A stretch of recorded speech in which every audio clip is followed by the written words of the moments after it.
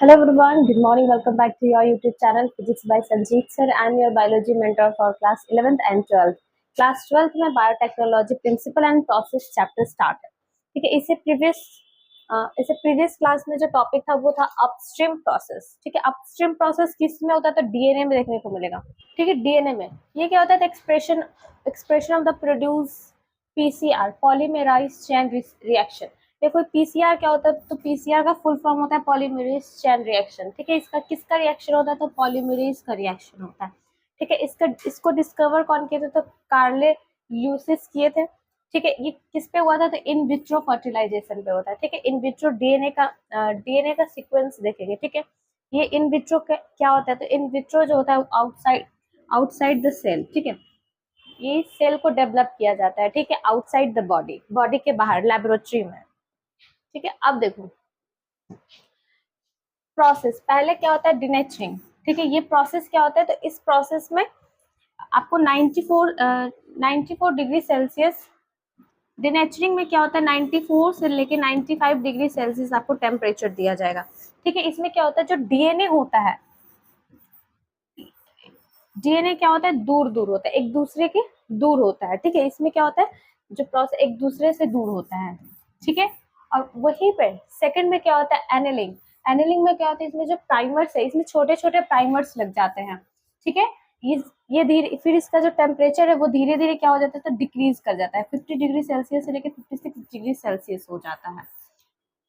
ठीक है. इसमें क्या लग जाता है तो इसमें जो है वो बहुत सारे प्राइमरीज लग जाएंगे. ठीक है. इंक्लूड होने लगता है. उसके बाद सेकेंड जो है एक्सटेंडिंग. इसमें कितना डिग्री सेल्सियस होता है तो इसमें 72 डिग्री सेल्सियस होता है. इसमें क्या होता है जो डीएनए का पॉलीमरेज है वो बहुत सारे कॉपीज बनाने लगता है. ठीक है. यहाँ पे बहुत सारा डीएनए का क्या बनेगा तो कॉपीज बनेगा. ठीक है. अब देखो मटेरियल रिक्वायर्ड. इसमें क्या क्या मटेरियल लगेगा तो इसमें डीएनटीपीएस लगेगा, डिऑक्सिक न्यूक्लियोसाइड ट्राइफॉस्फेट. ठीक है. इसमें क्या लगता है तो इसमें लगता है डिऑक्सी नाइक्लोसाइड्स ट्राइफॉस्फेट. ठीक है. ये जो है ये प्राइमेस क्या बनाता है तो लास्ट में जो है ये किसका सीक्वेंस बनाता है तो ऑलिगोन्यूक्लियोटाइड का एक सीक्वेंस बनाता है, एक चैन बनाता है. ठीक है. इसमें कितने डिग्री जो पहले पॉलीमरेज है वो कितने डिग्री सेल्सियस पे होता है तो 100 से लेकर 110 डिग्री सेल्सियस पे ये बनता है. ठीक है. ये कैसा होता है तो ये थर्मोस्टेबल होता है. ये ज्यादातर बैक्टीरिया में पाया जाता है, थर्मस एक्वेटिक बैक्टीरिया में पाया जाएगा. ठीक है. MgCO2 फैक्टर टैग अ पॉलीमरेज. देखो Mg जो है मैग्नीशियम जो है वो पॉलीमरेज में होता है.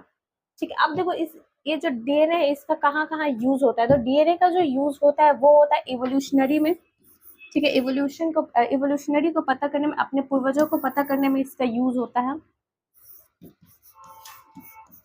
ल्यूशनरी. ठीक है. और फोरेंसिक लैब में इसका यूज होता है. फिंगर प्रिंटिंग में भी इसका यूज होता है.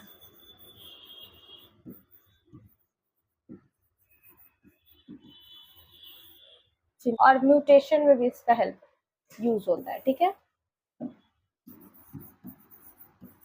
म्यूटेशन. ठीक है. तो इन सारी जगह पे किसका यूज होता है तो डीएनए सीक्वेंस का यूज होता है. अब देखो फॉर्मूला इसका क्या है. नंबर ऑफ डीएनए कॉपीज अगर निकालना है तो इसका फॉर्मूला कितना था 2 का पावर n. ठीक है. इसका ये फॉर्मूला होता है. देखो n में कितना होता है तो 4 होता है. 2 डीएनए का 16 कॉपीज बनेगा. ठीक है. यहाँ पे देखो 2 का पावर कितना होता है 4 होता है, n होता है. ठीक है. अगर सपोज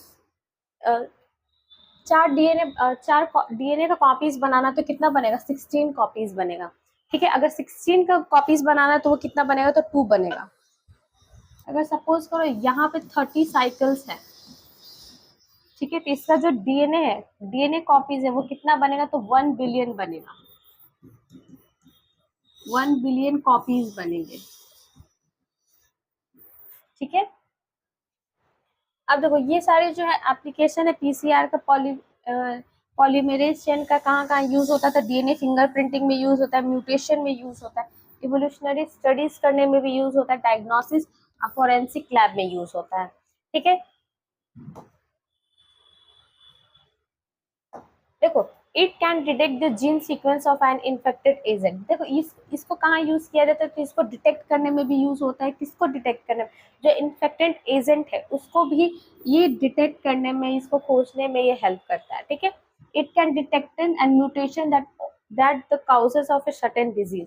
और ये कोई भी अगर डिजीज है, ठीक है, तो उसको ये ढूंढने में, उसको डिटेक्ट करने में ये क्या करता है, तो हेल्प करता है, ठीक है।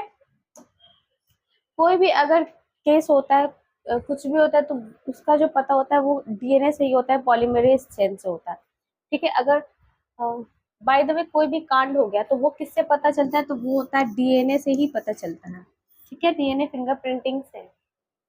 It can detect a genetic disease. अगर फोइटिस के अंदर कोई जेनेटिक डिजीज है तो वो भी किससे पता चलता है, तो डीएनए सीक्वेंस से, डीएनए से ही, पीसीआर से ही पता चलता है, ठीक है, पॉलीमरेज चेन रिएक्शन से, ठीक है। इसका यूज क्या होता है, तो डीएनए फिंगरप्रिंटिंग के थ्रू इसका यूज होता है, ठीक है। इस प्रोसेस से हम लोग को पता चल जाता है। तो देखो, बायोटेक्नोलॉजी मतलब क्या होता है, लाइफ के बारे किसका डिटेक्ट करना, किसका टेक्नोलॉजी है, तो लाइफ, बायो लाइफ टेक्नोलॉजी, ठीक है, बायो लाइफ का टेक्नोलॉजी, ठीक है। इस प्रोसेस से क्या होता है, जो मैन मेड होता है, मनुष्य होता है, वो खुद से वो चीज बनाता है, ठीक है। बहुत सारे, एक डीएनए से बहुत सारे कॉपीज बना लेता है, ठीक है, तो वो किसकी वजह से हो रहा है, तो वो हो रहा है टेक्नोलॉजी की वजह से, ठीक है।